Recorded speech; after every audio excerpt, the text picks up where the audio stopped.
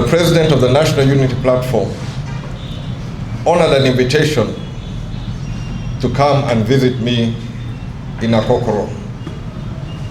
While there, he also took the opportunity to lay a wreath on my father's grave.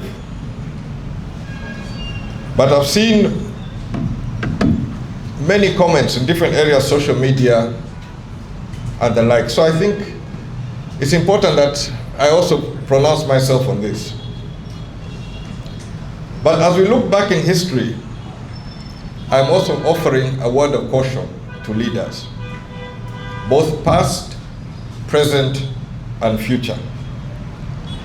Very often, a little noise can cause some people or some leaders to become reactionary. But leadership should not be about echoing emotion. It should be about steadying the nation. The test of leadership is not how loudly we respond, but how faithfully we will continue to serve. My father's enduring legacy in Buganda is not in the arguments of the past, but in the hospitals, the schools, the institutions that continue to serve the people. Nakaseke Hospital has treated generations since the late 60s. The same can be said of Kiboga, Kayunga, Kawolo, and Gomba hospitals, all born from the same national vision. And these institutions continue to heal the citizens of Uganda. In education too, the expansion that began under the Uganda People's Congress opened doors for millions of Ugandans to learn, to work, and to build a future. The UPC believed, and I still believe, that every life of every citizen is as precious as the privilege. Our duty is to those whose names we may never know, who have no one to advocate for them, but who as citizens of Uganda deserve a decent standard of living in dignity and with opportunities. That to me is the true meaning of nationhood.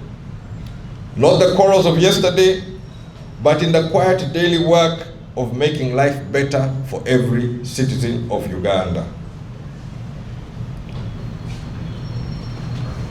In 1980, Uganda once again stood at crossroads.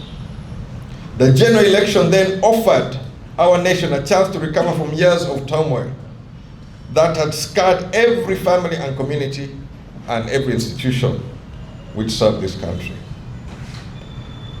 My late father, Dr. Apollo Milton Obote, returned to Uganda at the end of May of 1980, barely 6 months to a general election. If you translate that to today's timetable, that is like entering the country at the end of June and being ready to prepare for election in January.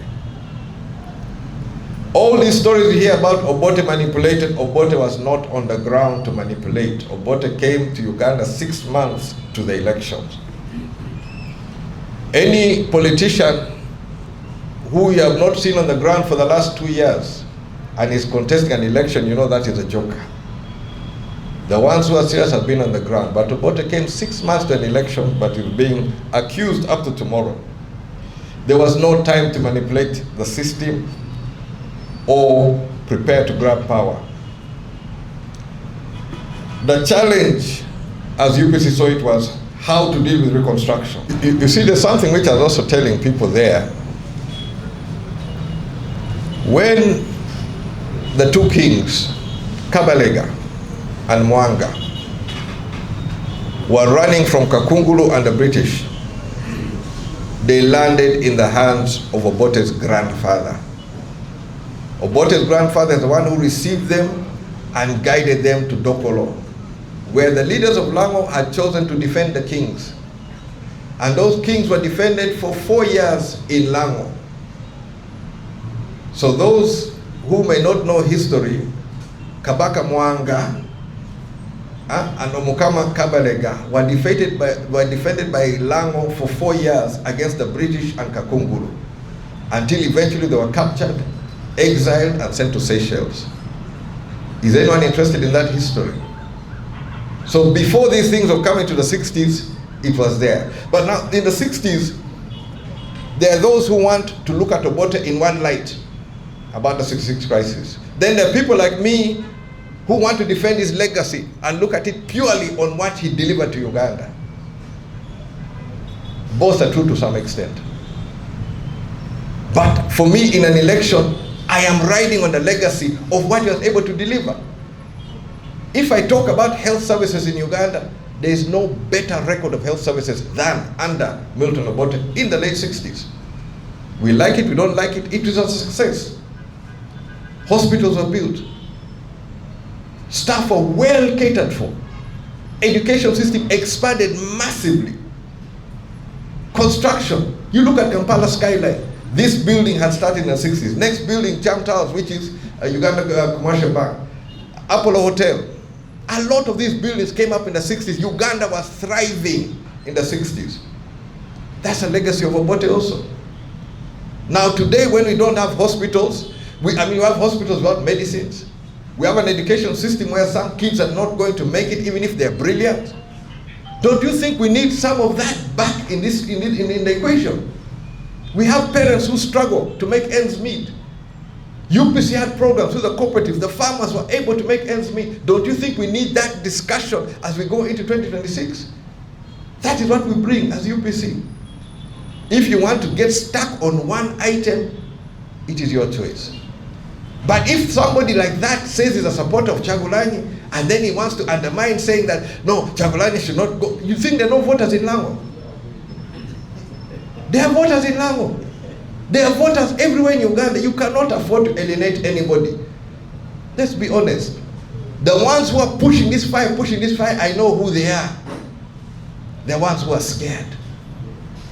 The ones who try to make sure that Akena cannot be on the ballot. So, any movement, anything, whatever, they start reacting, they try to polarize the society. Why do we need it now? If I look around this room, let me see. I don't think that maybe there are 2 or 3 people who were born in 66. I was not alive.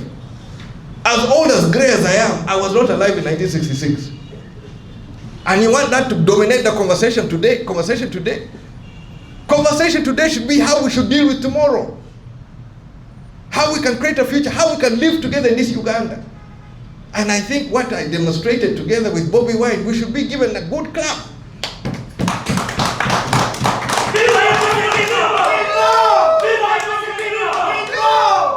We should be able to live in Uganda even if we have different political ideologies. I come from a left or center. My policies are completely different to many other parties, but I do have the foresight to be able to sit down and look at Uganda as bigger than all of us. And that is what I will fight for. That's what I'll struggle for. And that's why I'm fighting to be on the ballot. But I'm not afraid to call out somebody who is not doing straight or who is messing things up. And I've called them out. And I'll repeat again, Mr. President, please stop this. Let us have an honest, free election. You accuse Obote of rigging election, now you have Akena Obote here. Let him stand. If the people of Uganda want to ostracize Akena, feel free. I've been here 20 years. I've lived amongst you. And you think, where's my mother from? I'm a child of Uganda. Yes. So, do I wish anybody bad? No. Do I wish anybody what happened to my grandparents? No. But now we must have a legacy where Ugandans move forward. For a long time we've talked about truth and reconciliation. People don't want truth, they want propaganda, and blame people. Blame this one. Oh, the problem is because of this, the problem is because of UPC. UPC has been out of power for 40 years. Is UPC still the problem? It cannot be. We're still struggling with very simple things, which UPC solved and can solve again. That is why I want to be in this election. When you follow what President Museveni has repeatedly said, he said he entered the country in December of '78 with very few people. But by the time Kampala fell in April of 1979, he had 9,000 men. Earlier editions like Sowing of the Mustard Seed, the original edition has 7,000, but he had 9,000. Reason being, he had prepared for war, not for an election. He was going to war irrespective of what happened in that election. And Obote is just the punch bag. On the other hand, prepared for government.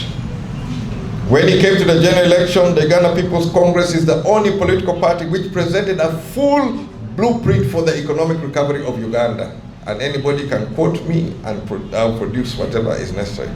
That blueprint later evolved to become the recovery program, which was then later plagiarized by the National Resistance Movement and renamed the Rehabilitation and Development Plan, because NRM in truth did not have a program which was bankable and which could serve the people of Uganda. UPC's roots is also in its endurance. UPC is tied with the recovery of Uganda, the building of institutions, the cooperatives, our hospitals, our schools, all of them traced back to plans and programs of the Uganda People's Congress. It was not designed to cater for the privileged, but was designed to cater for every citizen of Uganda to be able to live in dignity, educate their children, and find hope in the time where things were not working. Now, as we approach another general election, we must remind ourselves of what elections are truly for. They're not for trading insults, not for stirring emotions. Elections are the people's opportunity for choosing a path which will rescue Uganda and decide on whose plan works, and not those who just come with slogans. During a general election such as this, the debate should center on the plans and programs which will uplift the citizens of Uganda out of the poverty which they face and fix the systems which are not working, like our health system, and give opportunity for all Ugandans to achieve their dreams through an education system which is not biased. This national conversation should not be about personalities and should not be about propaganda. And those who will be presenting their plans, we must ask, are those plans genuine, or are the presenters genuine? Are they honest? Are these plans actually workable, or they're simply words for the campaign trail? Measure by which I wish Ugandans to judge me and Uganda People's Congress, and to judge anybody who seeks to lead them. I'm not here to rewrite the past, but I am here to complete the work of rebuilding Uganda according to the program and policies of the Uganda People's Congress, and which was done with great sacrifice, but must be fulfilled in time. Unfortunately, the Uganda People's Congress as yet has been denied the opportunity to present in this essential conversation a work plan for the people of Uganda, which we believe will raise the standard of living across this nation. But we have not given up on that mission, because this, to me, is much bigger than just this election or this race. I'm looking at a Uganda which works for all of us. Somebody here mentioned he wants a better today, but you start today for that better tomorrow. And that is where I'm committed for that better Uganda that works for all of us. Recently, Museveni has just finished his tour of northern Uganda. And when he talked about the war, he says you cannot know what happened in war, you don't know who, what, people have lost lives. He doesn't know the details of what happened in the north. But Luero, he knows in detail, it is all UPC. In the north, we don't know. So it doesn't add up. This is the same person who's in charge of the same army. And in the north, when I came in 2006, 2005, I found people still in camps. 20 years living in camps. The issue which has been there about compensation of cattle. Every family lost cattle. And cattle in the northern part and the eastern part of Uganda, this is the livelihood, this is the bank. This is the institution under which the families survive. That's how you educate children. That's how you marry. That's how you do everything. It's based on the cattle. Then we wake up all of a sudden and we say, no, we cannot pay, now we're going to do five animals per household. Where is the plan? Where is the budget? There has never been veterinary treatment for the last 20 years. Then you say, you're going to bring animals. Where are you going to bring them for? So for me, these are things which need to be addressed. You're not being honest. On the question of what happened in Luero, what was Obote doing in Luero? Obote came with a blueprint for Uganda. That blueprint was published. Museveni was the one in Luero. He's the one who said he had an army. Obote was locked out in 78. The whole of 79, no Obote. Half of 70, half of 80, Obote was not there. So for me, let us be honest. We need an honest solution. What is going to work for our people? On one side, you don't know what happened. On one side, you know. How is it possible? We want justice. We want honesty. The rebuilding of Uganda, part of the rebuilding, is what got me in these processes, is what got me to be able to sit on the table, is that we needed peace. I demonstrated that desire for peace by acting upon it. Were we victims? Yes. In 87, my grandfather was killed. Obote's father was killed during one of these cattle raids. His mother, I don't even want to talk about what happened to his mother. It happened 87, we've gone through it. It has not stopped me from sitting on the table to discuss the future of Uganda. And I will not stop. If I can sit with Museveni, I can sit with Kyagulanyi. I sat with Cohen. Why can I not sit? Why can we not sit as leaders? For me, the basis of iPod was how we can have a conversation, honest conversation, where is our country going? And I think for me, I've demonstrated honesty. When it has come to iPod, when it has come to conversation across political lines, I have done so with honesty, and I'll continue to do so, because I believe in Uganda. At the end of the day, people talk about iPod. iPod is going to be what the people of Uganda send. If the people of Uganda say they're sending Nuke to parliament, they should be part of iPod. UPC, part of iPod. Whoever the people of Uganda send, those are the people who we must sit together with. That's the choice of the people of Uganda. Can we second guess them? No, you wait for the next election. So I don't have a problem sitting down with people. I don't have a problem discussing, because I know what I stand for.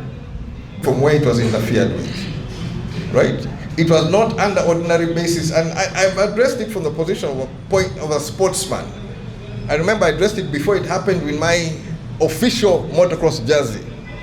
In sports, in fact, I wanted to address it yesterday with the Archbishop. A penalty. I'm sure many people follow things like Masaza Cup and Fufa Drum.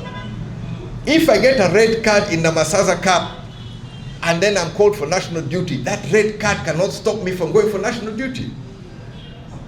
Here we talk about Uganda. Uganda were governed by the Constitution, #1. Then the laws, Presidential Elections Act.